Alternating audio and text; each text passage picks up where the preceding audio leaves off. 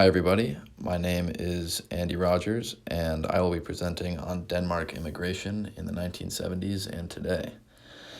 So, first, I'll be talking about some background information regarding immigration in Denmark, so how popular it was and why it increased. Then, I will be discussing some background information on Chilean immigrants that fled to Denmark and the reasons behind that. I will then go into the immigration to Denmark in the 1970s, and after that, I will talk a little about immigration into Denmark today. Then I'll go into our assigned reading this week, The Trail We Leave, and the author Ruben Palma. Then I will end with some discussion questions to leave you with. So first, we'll talk about some background information. Denmark actually hasn't considered itself a country of immigration due to their small population size of around 5.5 million and the similarity among the people in the nation. They had a very comfortable and strong national identity, and the immigration flows were never that high. Most of the immigrants before the 1960s were coming from other Nordic nations, along with the fact that Denmark actually had less immigration than emigration. World War I caused a massive trend of immigration from Denmark to non-European countries, and immigration to Denmark greatly increased during the 1960s due to the manufacturing economy expanding and there being a greater demand for work. These demands for work could not be fulfilled by technology advancements or an increase of women in the workforce. Because of this, employers were allowed to invite guest workers to the country, and the first guest workers came into Denmark in 1967 from countries like Yugoslavia, Pakistan, and Turkey, and by 1970, there were around 20,000 guest workers in Denmark. So now I'll talk about the background of Chilean immigrants to Denmark. On September 11th, 1973, a right-wing authoritarian military dictatorship began to take place for 17 years in Chile after a coup d'etat to overthrow the socialist government of Salvador Allende. This dictatorship ended on March 11th, 1990. The military regime suppressed opposing political views and parties and persecuted individuals who opposed their side to an unprecedented amount in the history of Chile. The chaos that the regime caused involved over 3,000 dead or missing people, tens of thousands of tortured prisoners, and they exiled around 200,000 Chileans. And a number of Chileans who were exiled originally fled to Argentina or other neighboring South American countries to seek asylum.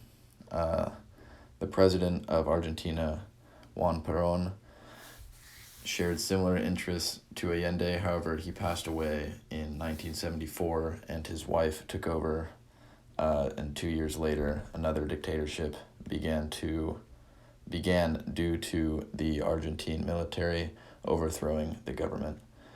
This caused many Chileans to have to flee and seek asylum once more, one of which being Denmark. So this leads us into the immigration to Denmark in the 1970s.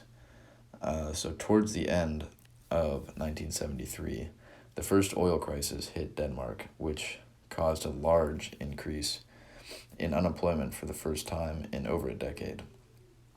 This caused the Social Democrat Minister for Work, Erling Dinesen, to immediately call for a stop to labor immigration for countries outside the European Economic Community, or the EEC.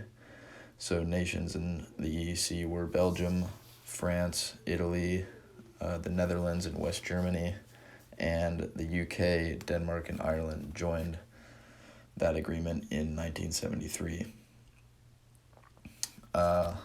One could only stay in Denmark if they had already obtained a refugee status, or they were permitted the right to family reunification with a person who already had a work permit, or they were a citizen of Denmark.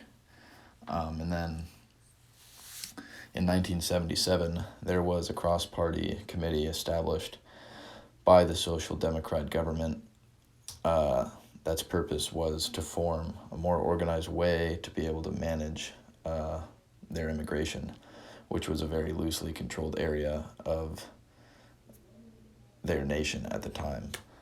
They also wanted to create more legal certainty for non-Danish citizens and ensure the ability for the authorities to be able to exercise control over these individuals.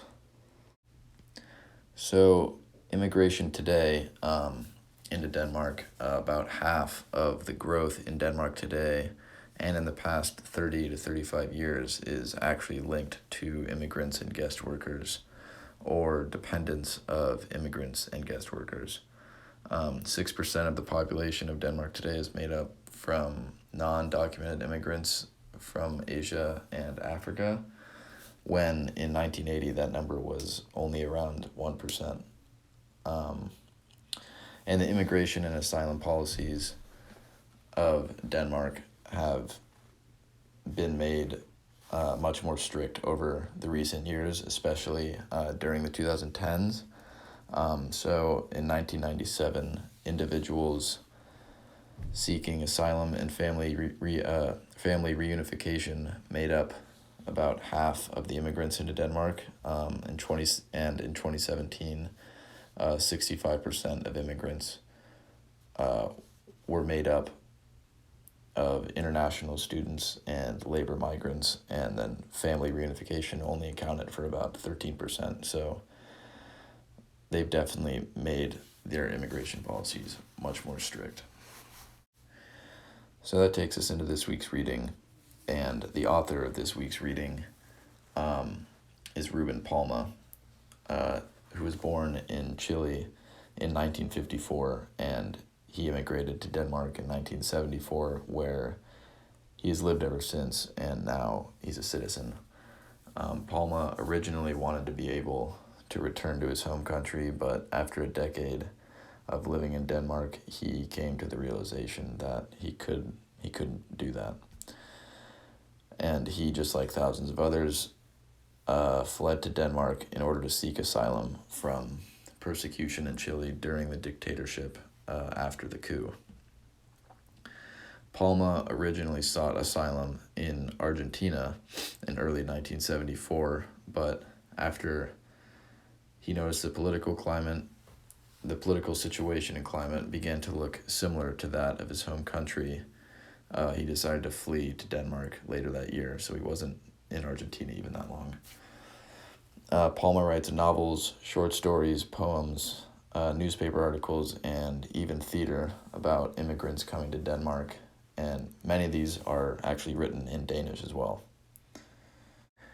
The Trail We Leave is a collection of realistic short stories written by Ruben Palma, many of which involve immigrants who fled to Denmark, and they either have lived through or closely related to these stories and the experiences told in the stories. Many of the main characters in his short stories are men who are having a difficult time getting over their home country, Chile, and starting their new life in Denmark and coping with the move and the problems they face. Many of them have issues with their spouses by starting affairs when they move to Denmark, and struggling to choose between which woman they want to stay with. And I'll end my presentation with some discussion questions for you guys. So why do you think Denmark was such an attractive immigration destination for some people in the EEC and other surrounding nations, or the people of Chile? And do you think that guest workers expected to stay in Denmark for a long period of time, or after a few years to return to their homeland? So that's it. Thank you for watching, and hope you enjoyed.